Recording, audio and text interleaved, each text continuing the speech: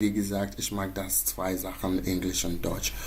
So, yeah, the best practices for CIOs, how they should manage the current pandemic in the organization based on business continuity.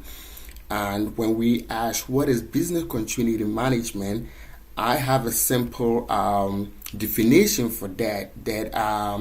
It is a process or strategies that have been adopted by an organization to ensure the business continuity. When we look into the three triad of ISO, it says that security is actually the confidentiality, integrity, and availability of asset or even services. So here we go away from the confidentiality, integrity, and we stick to the availability, making sure that the business services is running. In terms of the business continuity, we don't only stick to IT, we stick to the people. We stick to supply chain. We stick to so many things due to the fact that the human aspect plays a role in this current epidemic. Because let's take, for example, wenn ein Mitarbeiter krank ist oder hat Corona, der kann quasi nicht arbeiten. Nehmen wir zum Beispiel einen Unternehmer oder einen Startup oder einen kleinen Unternehmer, der nur, sagen wir, eine Person als Buchhalter ist. During the COVID, and this person is having a COVID, it means that this person cannot work, which will impact the organization in different aspects. So we look at the agenda for today. We say that okay, the C or the company should not only focus on IT products or processes, they should also focus on the security aspect. So investing should not only be on IT products, but should also be in the aspect of security. We have the possibility that we should prioritize the workers, quasi that they will work together and also be an asset to the organization.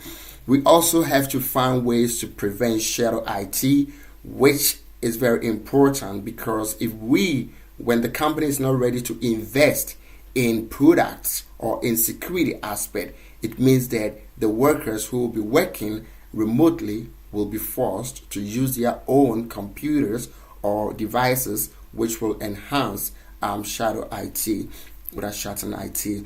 And also we have to find a way how we can increase the cyber threat intelligence by ensuring that there's a maturity not only from the security aspect, like we have security team, we have to ensure that the security team cyber threat intelligence is very great or increasing, but we have to do that for the entire organization because do not forget, as I said, business continuity is not only C-level.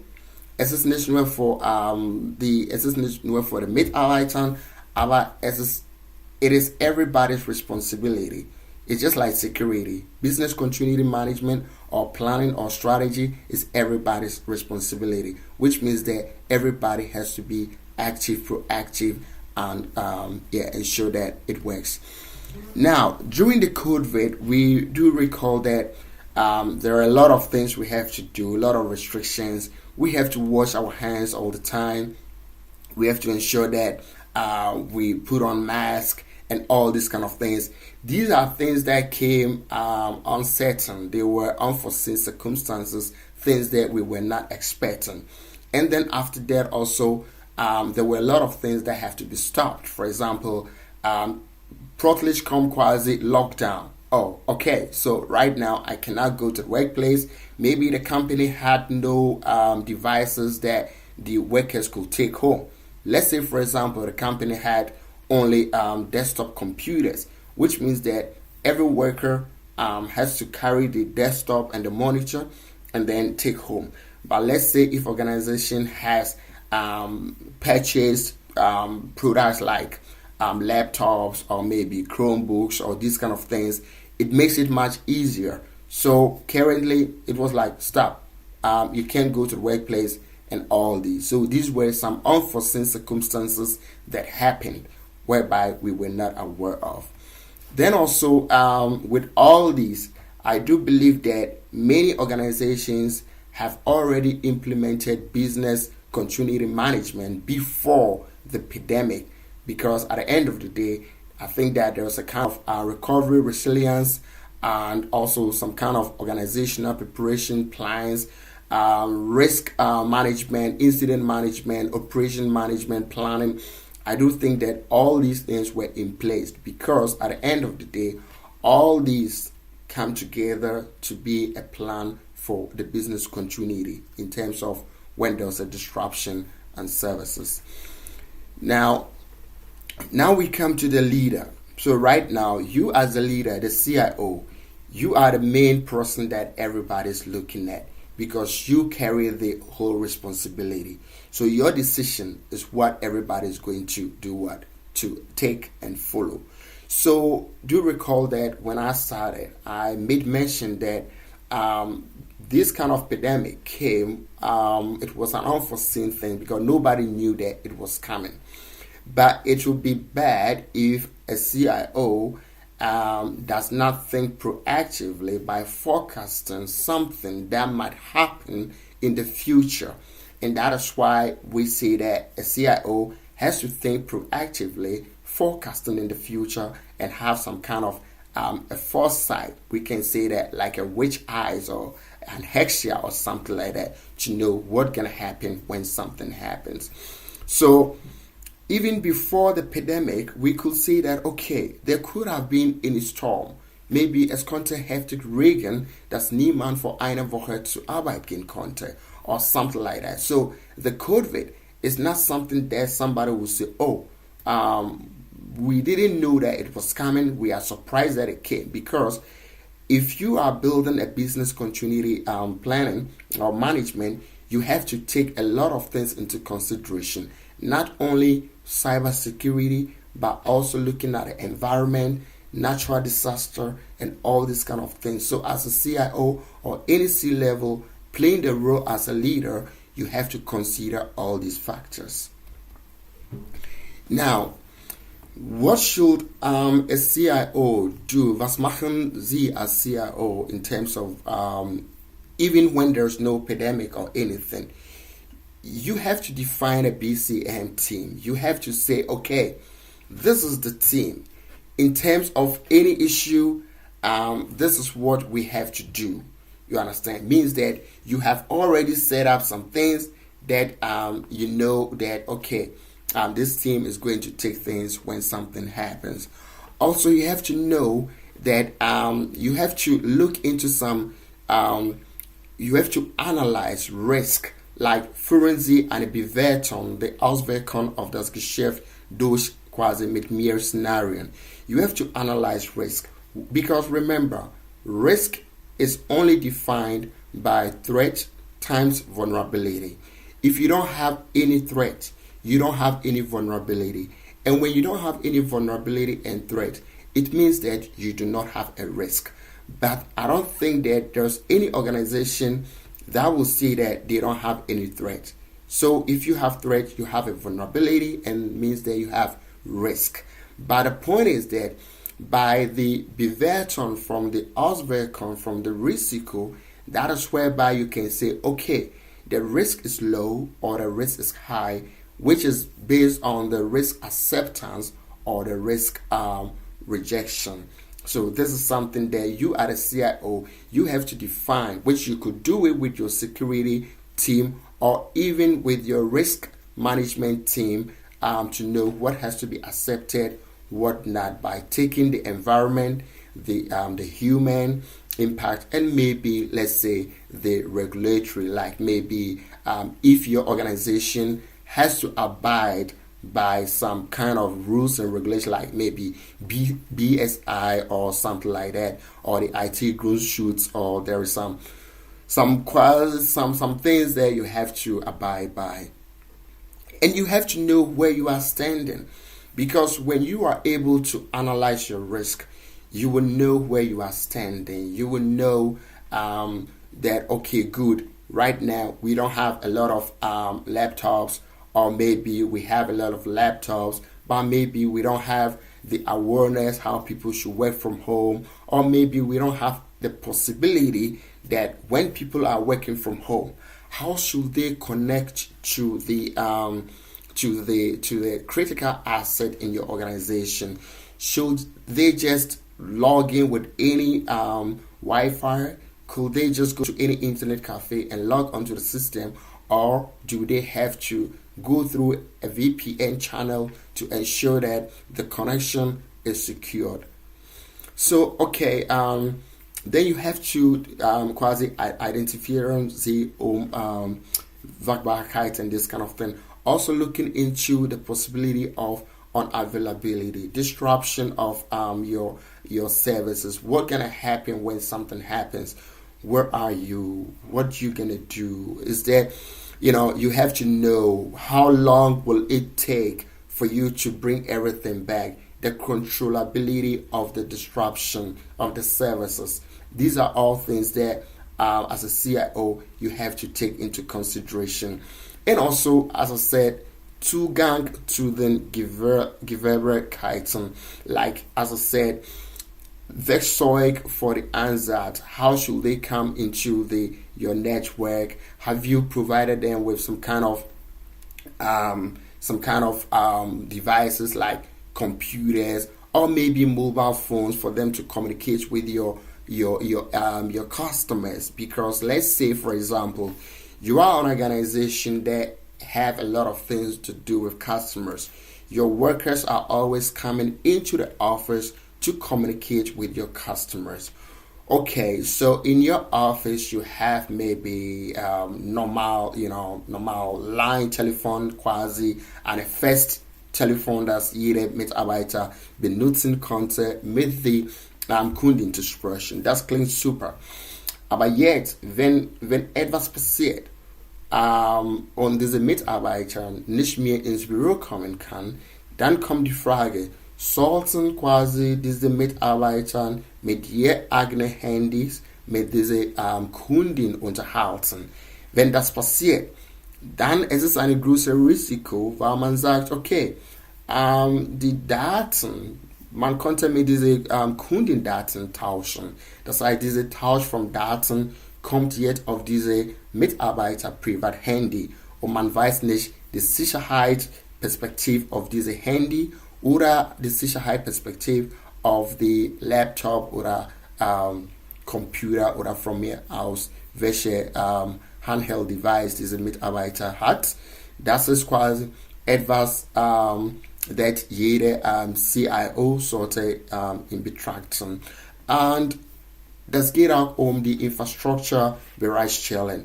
Ja, weil wenn diese Punkte mit Zugang oder diese Werkzeug für den Ansatz, wenn das nicht da ist, dann the CIO, your task is to ensure that there are infrastructure that the workers could use in times whereby there is an uncertainty or unforeseen circumstances that they cannot go to the workplace. So this is very important. And also ensure that even when you give them the computers or mobile phones or whatever, you also have to ensure that you have implemented some security tools that will ensure that the workers will access your network or your critical systems without any man-in-the-middle attack or without anybody compromising. Also, for example, you have to, let's say, unterstützen the personnel. You have to, support them in many things. For example, if they don't know how to do something, you have to figure out how can I help this person so that the person can impact the organization positively in terms of this pandemic. We should understand that, as I said in the beginning, it is not about the personnel, it's not about the company, it's also about our supply chain. Now, let's take, for example, we are dealing with an organization that deliver us maybe, let's say we are a restaurant, yeah, and we have an organization that delivers apples or maybe bananas or any vegetable that will help us to prepare meals to sell. Now, during the COVID, right now we can see that the supply has ceased because there's nobody coming and there's nobody going. Maybe there is a lockdown, all this kind of thing. We have to analyze, what will we do in terms of this? Do we have to tell our customers that we cannot provide there? Or we need to all the time have a backup somewhere, making sure that whenever something happens, we can still have a backup somewhere whereby we can utilize this backup till maybe we figure out how we can get the new products coming from our suppliers. So here we can say that no matter what strategy you adapt, you always have to ensure that there is what? A backup. So that I think that in project management in German they will say something like a puffer. You understand? That you have your budget, but you have your unforeseen budget when something goes wrong. So then also we have here, as I said, without a threat, without vulnerabilities, we don't have a risk. Now, what are the threats? The threat is not only about the COVID that came. It can be anything about the world. It could be a natural disaster, rain, maybe tornado, or anything. And also could be boosted. Somebody like, let's say somebody intern in the organization can do something that is also a threat. And then we can say things that are not, not seen, things that will happen in times that we are not aware, could be a part of a natural disaster. And then we talk about secondary things like the secondary, based on for example, security things that may be cyber attack, all these kind of things. Especially, we do recall that during the epidemic, there were a lot of phishing emails that were sent out to organizations just to scare workers for them to click on, like, check how the rate of the COVID in your country or at your area. And workers were eager to click on the link just to know what is going on. So here we can see that the hackers had the possibility to attack the workers through phishing email. That is why you, as the CIO, you have to support the workers, not only by talking to them, but also providing tools and also processes that they can learn and also be an asset to the organization, not negatively asset, but more positively asset. Now, we think about vulnerabilities. What are the vulnerabilities? That could be business resources, dimension, system, infrastructure, Zulieferer, which is the Dienstleister, also the supply chain, Dienstleistung, Bestand, and all these kind of things. Because let's say, for the Dienstleistungen, let's say we have an external organization that is providing us with technology, IT, everything.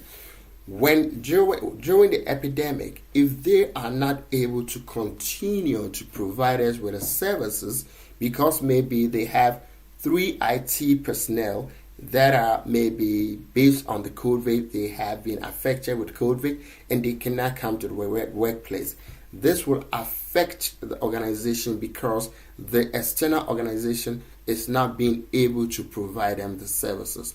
This is why it is sometimes good. Well, we can say that the external organization will say, we have a service level agreement. When something happens, still we have other people to help. But I think that sometimes in your organization, you should also train some of the workers for them to understand when something happens, how are they going to do it when the external organization is not accessible. These are some things that we have to also consider.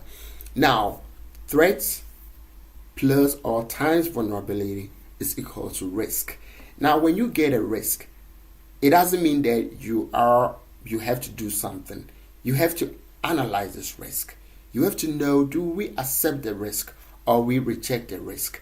Now, when you accept the risk, then you don't need to do anything. Then you don't need this business continuity management. But when you reject it, that is when you need to go through the business continuity management, like your risk evaluation, treatment, all these kind of things, where you can say, okay, to enable continuity of the business, we have to apply some controls to this risk. We have to accept this risk, or we have to transfer this risk to an external person. Like if we have an external organization that is taking care of this particular asset, then we have to transfer the risk to this person to mitigate that risk. And here is where we have strategies, and the strategies is based on acceptance or transfer, set controls. And if it is set controls, how should we set controls? If we have to do something about a risk, how should we do it? Do we need to use human or do we need human resource? Do we need maybe IT? Do we need some devices? Do we need external organization? How can we ensure that this will bring about the continuity of the business? So at the end of the day, these are the things that you, the CIO, you have to consider. You have to consider the culture of the organization, which means that, okay, how should the culture be? And you also have to consider the risk of your organization. You have to analyze the risk. You have to invest not only in IT products, but you also have to invest more in security, due to the fact that we have to consider something. If a worker is using a deprecated, let's say an old computer that is maybe it is secured but it is old, and it is taking this worker maybe 10 hours to complete a job that he would have used maybe 3 hours to complete if he would have been using a new technological computer. We have to consider we can buy a new computer. The worker can use 3 hours to do the same task, but if we do not implement security tools to ensure that this new technology is secured, we should consider that the impact of a threat, like when it is attacked, there's a cyber security or something issue, cyber threat, the cost will be much more higher than the old computer that you were using in the past that was taking the worker 10 hours to complete the same task. So in all things, we invest in new technology, but we also have to invest in what? In the security aspect. So here I would say that the CIO, remember I said, business continuity management or process is not one person task. It is everybody's responsibility, and it is a continuous process. So you cannot say, I have already defined my business continuity.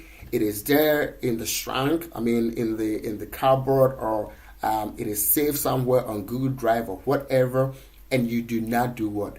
Revise it. You always have to go back. You have to check the changes. What are the changes? What are the new technology things you have purchased recently? What is the new supply chain that you are working with? What is the new external organization you are working with? You have to go back and check all these so that you can always have an accurate business continuity management strategy plan or whatever. When I was talking, I also made mention of the cybersecurity intelligence maturity by ensuring that you have the possibility during this COVID to share, to get a lot of cyber threat information from other companies. Don't be a silo CISO. Try to increase your network so that you can get more information from other CIOs and other C-levels. So be proactive. CIO got to be proactive by taking consideration and considering addressing security things. Also ensure that you enhance your culture. Build a culture. Don't be a focus group CIO. Make sure that you are more holistic in your approach. And also keep on testing your business continuity and your disaster recovery process, because through the testing, you have the possibility to correct, the mistakes that you did in the past. And also, with that, you can see the things that are not seen. You understand? So, at the end of the day, I will say that thank you und vielen Dank.